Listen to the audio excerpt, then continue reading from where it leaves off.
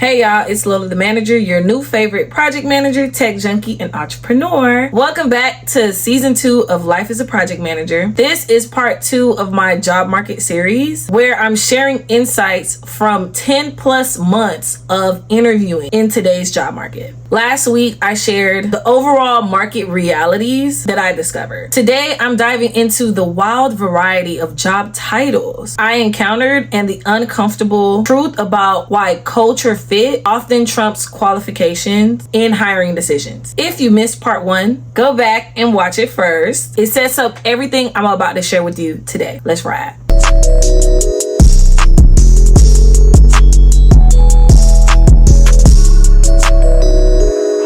Let me start by reading you the actual list of job titles I interviewed for, because this is gonna blow your mind. Are you ready? Project coordinator, marketing project manager, web project manager, digital project manager, senior operations / project manager, business analysis associate / project manager, business systems analyst 2, Salesforce product manager, operations manager, marketing traffic and project manager, process improvement project manager, contact center solutions lead, technical program manager, program director, IS information systems project manager, senior project manager, and infrastructure and operations project manager. Yeah, that's over 15 different job titles. I think it's a total of 18. And here's the kicker. Some of these weren't even traditional project management roles. Companies are slapping project manager onto job titles when they really need a business analyst, an operations specialist, or a technical coordinator. This title inflation is confusing for everyone involved. Now, I know one of the first things you're thinking about is, Lola, why did you apply to all those job titles? The reality is I look up project management roles. I don't necessarily look up project manager. I look up project management roles. So when I analyze these job descriptions, the language in the job description sounds like you want a project manager, and it sounds like there could be a blend of something else that I can do, but the bulk of this sounds like a project manager. When I use AI systems to evaluate my resume with the job descriptions, and my resume is coming up 80% qualified, 85% qualified, 95% qualified, 100, like when the AI software, similar to the tools that the companies are using to vet and run my resume through, when that is telling me that I'm qualified for the role, I'm gonna shoot my shot. Even roles that may say 70%, I shoot my shot. And so when I'm not married to the project manager title, I'm married to the project management industry. And I understand that I can function as a project manager even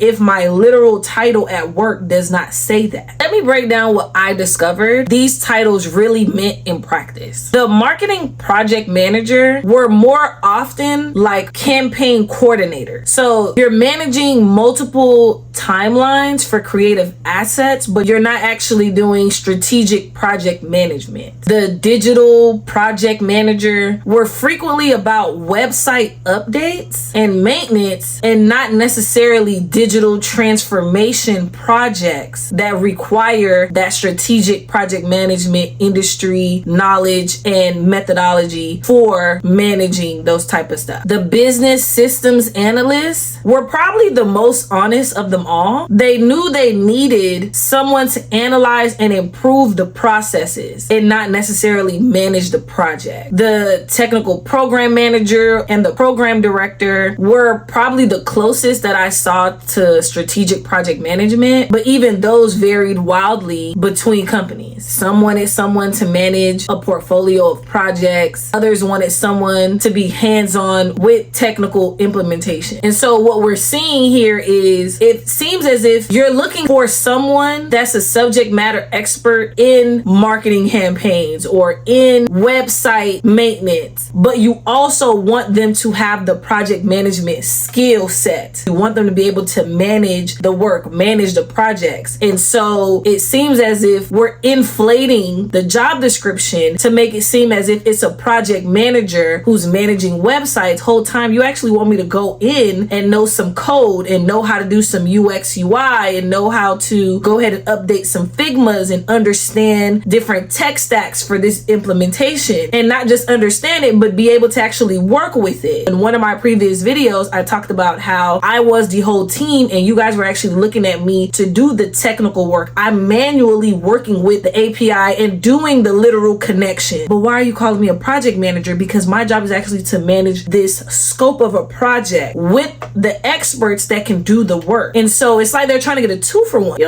don't think that's what it sounds like? Now, let me share my most eye-opening discovery for this entire process. Culture fit is the end game. You could make it to the final rounds. You can be the most qualified candidate. But at the end of the day, they go with the person they like and not necessarily the person that can do the job the best. Now, I had multiple situations where I was clearly qualified. We're talking about roles where I had exactly the experience they were looking for. I aligned with their methodology, and quite frankly, I aced the technical questions, even though I didn't need to know the technical stuff. But they went with someone else. When I'd follow up for feedback, the responses were always some variation of, we went with the candidate whose skills more closely aligned with our needs. Now, this response never really made sense to me, because if my skills weren't aligned, why did you allow me to make it this far in the process? Why did I make it through multiple rounds of interviews to now you want me to meet with the C-suite? You don't want to waste C-suite's time. You want to bring a candidate that is going to make it to the finish line. Why let me get here? The truth is, the companies don't want to admit it, but the final decisions come down to whether they like your personality, whether they like your energy, your vibe, your aura, whether or not they can see you as a colleague, a coworker, someone they look forward to chatting with on the job. And you don't fight me, but people are looking to work with people that look like them. So I'm a Black woman in this industry, and I interview with a lot of people that do not look like me, and I will never know if that is one of the final factors as to why I didn't get the role, because I don't look like you and you want to work with someone that looks like you. I'll never know. So because of this, companies and employers get to hide behind vague language about skills alignment and culture fit, when the reality is, I just like her better than you. It has nothing to do with your ability to get the job done. I just like her. I got a vibe about her. I got a feel about her. And that's where we are. Now, let me walk you through some specific experiences that illustrate what I was going through and how this culture fit thing came about. I had one company put me through 4 interviews, and after each round, they were excited about my background and experience. Now, just for context, those 4 interviews were HR screening. Mind you, HR started 2 weeks ago, so she barely understands how the company functions. Then hiring manager, right? So she's the sole PM in the company. When she came on board, they didn't really fully understand what PMs do. They don't have a PMO structure, and so now she's bringing her expertise to get them to a point where it's like, hey, we need a PMO and we need some more help so we can execute some projects. So she is the person who is now moved up from regular PM to PMO director, and now she's looking for PMs to build her team. In that first interview, I knew that she wanted me. I remember preparing for the interview, and I was looking at her LinkedIn, and her posts were saying how she's pretty much looking for a unicorn, and guess who was that unicorn? I was. In that interview, if she had the power and authority to hire me on site, she would. Next round of interview, I'm interviewing with her, and I'm interviewing with one of the VPs where this role would sit under his department. He asked me a lot of in-depth questions. Mind you, that interview was with her and him. I've never had an interview with a senior leader where the hiring manager is also in that interview. It's just separate interviews. And prior to this moment, all my interviews with senior PMs is more so them getting an understanding for my interest, where I see myself. I guess they're trying to see if I want to be here long term and see how well I would mesh with that hiring manager, because we don't want in another 3 months the hiring manager to come to that senior and say, hey, I gotta let her go and we need to find someone else quick. So we're in there, he's asking all these questions. Mind you, every interview, I want to let you know that each one went longer than what it was supposed to. Hiring screening was supposed to be 15 minutes. We talked for 30. The first interview with my supervisor or the hiring manager, that was supposed to be a 45-minute meeting. That was an hour and 15. The next meeting with the senior leader and the hiring manager, that meeting was supposed to be 45 minutes. It was an hour and 30. In all of these interviews, I'm getting amazing feedback. You're loving me. The experience experience, the alignment, you're great. That's what I'm hearing. You get what I'm saying? And you can feel in the interviews whether or not this is going in your favor, whether or not you are a solid candidate, and you will most likely get an offer. I've showed you guys videos about that plenty of times on TikTok and here on YouTube. And so now we're getting to the point where send me my offer. No, I didn't get an offer. I got a request for another interview. And so my thing is, oh, am I meeting another director, another senior leader, another team? Am I meeting some coworkers? No, it is a part 2 of the round 3 that I just did. So now we're here in this interview. We're doing the round 3 or the round 4. And the reasoning for doing the round 4 was, hey, we ran out of time. Mind you, I told you we went overtime each interview. They said we ran out of time. We have some more questions. Great. We get into the interview. That interview is slated, meaning we have a time slot for 45 minutes. The interview lasts 15 to 30. They asked me maybe 2 more questions. 3 more questions. One is personal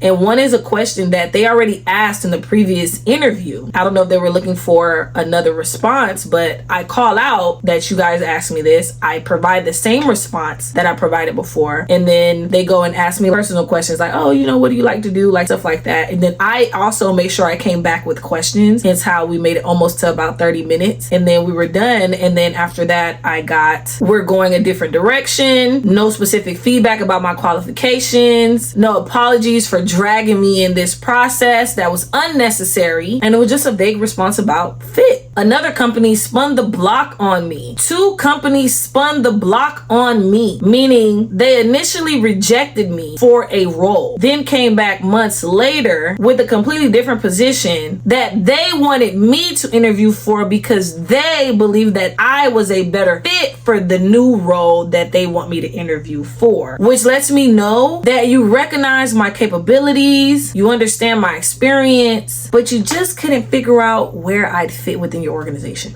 You can't find a spot for me. And then there were the 3 companies that were wasting my time interviewing people for different roles that y'all didn't even have open. That's not just unprofessional, it's disrespectful to people who are actively job searching. Now, out of all these different interviews that I went through, only one company asked me to do an assignment. Now, let me be clear. I don't do assignment. I have a portfolio that showcases my work, and I prefer to share that because it does a much better job at highlighting my capabilities than some hypothetical scenario they create. The reason I'm hesitant about assignment is that companies often use them to extract ideas they can apply to current projects or problems they're facing. Essentially, they're getting free consulting work disguised as an interview assessment. I've seen this happen way too many times. Candidates spend hours crafting solutions only for their ideas to get implemented later with no compensation. We don't do that. It's also one of the reasons why I charge a consulting fee just to speak with me. We're not just sharing ideas. You don't pick my brain for free. I want to be compensated in the event that I share something that you decide to use later. We can call that a fair exchange. But for us to get on a discovery call and we're talking for free and you're trying to get some ideas and all I got out of this is a dry mouth, I don't think so. So in this particular case, they wanted me to create a project plan for a hypothetical scenario. Since I suspected they would try to fish for some free ideas, I used Claude to help me structure and complete the response as efficiently as possible, because what I wasn't going to do is give away my best strategic thinking without being compensated for it. I still provided, the project management framework for the plan, but I used AI to handle the whole execution of it and make sure that it was as basic as possible that anyone can do this. And guess what? I got a call back for the company. Now, this let me know that you guys cared more about seeing my thought process versus getting free consulting work. But it also reinforced my beliefs that if companies want my strategic insights and detailed recommendations, then they should hire me for consulting work, not disguise it as some interview assignment. And I want to point out that this was in the midst of the interview process. So I met with the HR to do the screening, who then passed me to the hiring manager, who then gave me an assignment. And when that assignment was completed, then moved me on to senior leader. What was the purpose of the assignment? Now, one thing I noticed was that only 2 companies specifically asked about my project management portfolio, and those companies were marketing companies. I know that traditional project management doesn't necessarily require any type of visual or portfolio. However, I developed my portfolio as a way to showcase. It was more like a cherry on top, an added bonus to, hey, not only am I someone that can create presentations, look at this nice portfolio website that I designed, and it kind of shows the type of work and quality and structure and organization that I have, and it gives you like a nice little taste, a little sample, like this is how she functions on her own without anyone telling her to do this. She took the initiative to do this. This speaks a lot to how she functions. Now, I think the reason why these marketing agencies or marketing companies or marketing PM roles, right, wherever this falls within the company, I think the reason why they were interested in seeing the portfolios is because realistically, they're looking for someone that is a hybrid of project manager and creative operations. So yes, we want to know that you have the project management capability to make sure that we're staying on task and we're staying in budget and we're staying on time. But we also need you to understand the creative process and how we function with designers and writers and illustrators and videographers. We need you to understand that balance, and then also understand how there's overlap and probably a wide variety of projects and campaigns happening at the same time. We also need you to understand the strategic value of this project and not just be, behind the scenes to manage this, but we need you in the weeds, in the conversations where you can provide insight for how we function and strategize and maneuver as a marketing agency or a marketing department. And so I think they were looking for examples or visuals of campaigns that I manage, process that I've improved, or systems that I implement, so they can get an idea of, is this someone that we want to bring in here? And also, because marketing is in like the creative world, I do think they're also looking at the literal visuals, the creative part of that portfolio. How did she design this? Oh, being that she designed it this way, then she can see from the lens of our designer. Being that she used this type of copy and writing and text,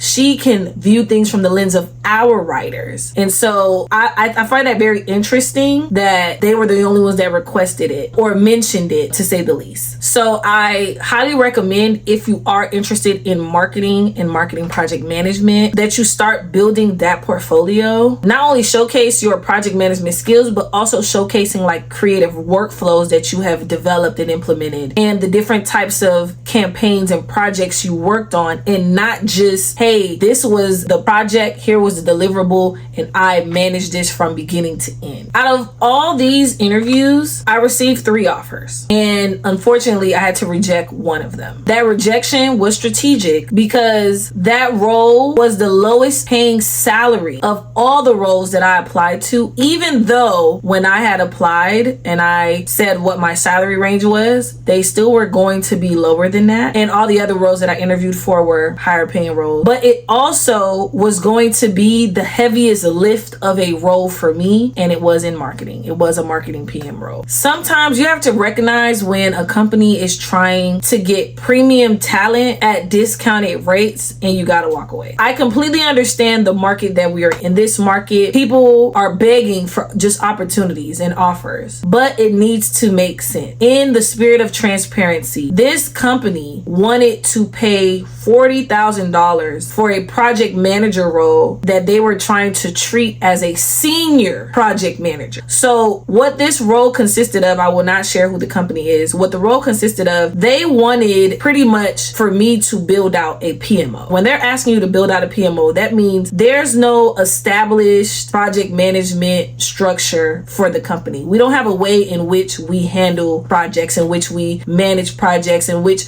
everything here is like everyone's on their own island. So we actually need you to come in, assess how we're working and functioning, and we need you to develop a PMO. We need you to develop the templates. We need you to find us the platform that we should be using for project management. We want you to help in the hiring of finding a team and then training this team on project management to ensure that they're all on the same page and everybody functions the same way. This role was not listed as a senior role. It was listed as a project manager. Project managers are not training other project project managers. Project managers are not building PMOs and systems and structures and stuff like that. They're not doing that. Those are for seniors, or they're for program managers who are building out different things, or for a PMO director. The salary, mind you, I found out that it was senior in the interview. So just off the description, the salary said 40 to 50. On my application, when I submitted it, I knew that y'all are at 40 to 50. I was gonna settle for 60 to 70, 80 max. Because you're probably like, how did you end up interviewing for this company if you paid da da da da? My thought was, I'm gonna put 60 to 80, and if they not cool with that, they're not gonna call me. So they call me, which in my mind lets me know that you're cool with that. And typically in my interviews, I don't talk money,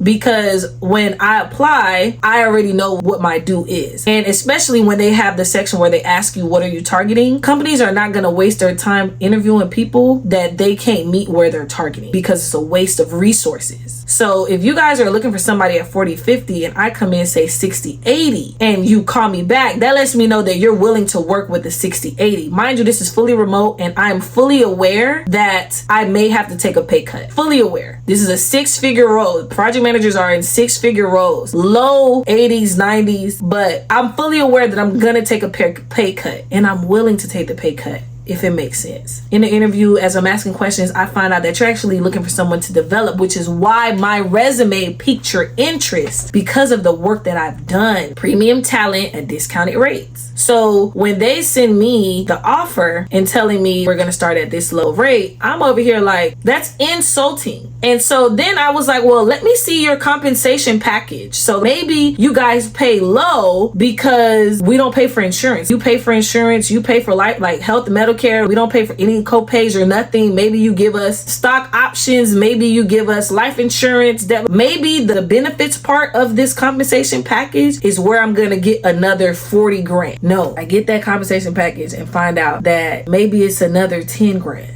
You know what? First of all, I said 60 to 80 as a project manager. When I found out that you're actually looking for a senior project manager, I upped the ante. The fact that y'all still back there, not even on the baseline, please. Cut the cameras. Dead ass.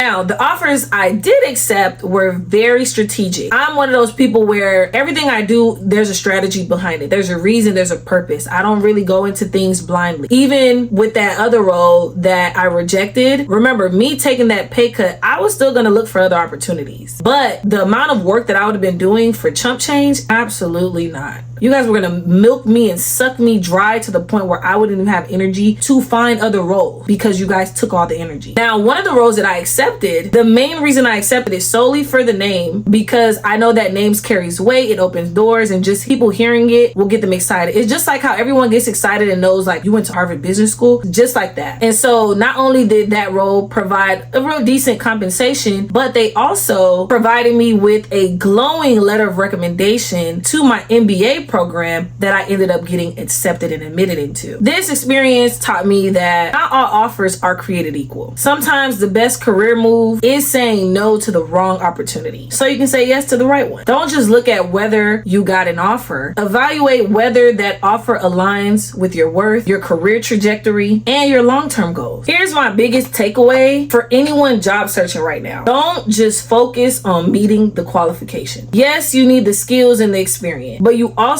need to connect with the interviewer as a person. Ask questions that show you're interested in specific challenges, share examples that resonate with the company culture, and be genuinely curious about their business and not just this role. One of the main reasons I think my HR screenings are always successful is the way that I connect with the HR person. I don't just look at you as the person that, you know, hey, let me just say a few things and check off a couple boxes and make it through. I want to make sure that I have a connection with everyone within the organization, from HR, hiring to senior. I want to make sure that I have a relationship with you. I'm asking how you're doing. I'm asking about different things. I'm inquiring about how your role and your impact and why you're even here and what you like about the company. All these things matter. And so HR is now viewing you as someone that would be a good fit for the company. Now they move you on, because at the baseline, not only do you meet the qualifications for the role, but you also have this baseline personality, this baseline energy that we would like here, because as HR, I know what the organization likes and I want to move you forward. Also, don't get discouraged. If you're highly qualified but you're not getting offers, it's not always about your capability. Sometimes it's about timing, budget, internal politics, or simply personality fit. Keep refining your approach, but don't take rejections as reflection of your professional work. I've had interviews where things were going great and now they put the role on hold. Did that mean my professional capabilities were under the microscope? No, but that means there's something going on internally. Maybe they don't think this is a good time for the role. Maybe they don't have the budget for the role. Maybe there's some internal politics. Other people need to get hired. Maybe there's some company restructuring in the senior leadership. I don't know, but none of that speaks to my professional worth, my professional value. And though it sucks to be on hold, we know that this is happening outside of me. And the reality is, a lot of the times you don't know what's happening outside of you within these companies. Based on everything I've experienced, I think we're in a transition for PM hiring. Companies are still figuring out what they need from project managers in this remote, fast-paced, technology-driven business environment. The companies that will succeed are the ones that clearly define what they want from PM roles and create interview processes that actually assess those capabilities.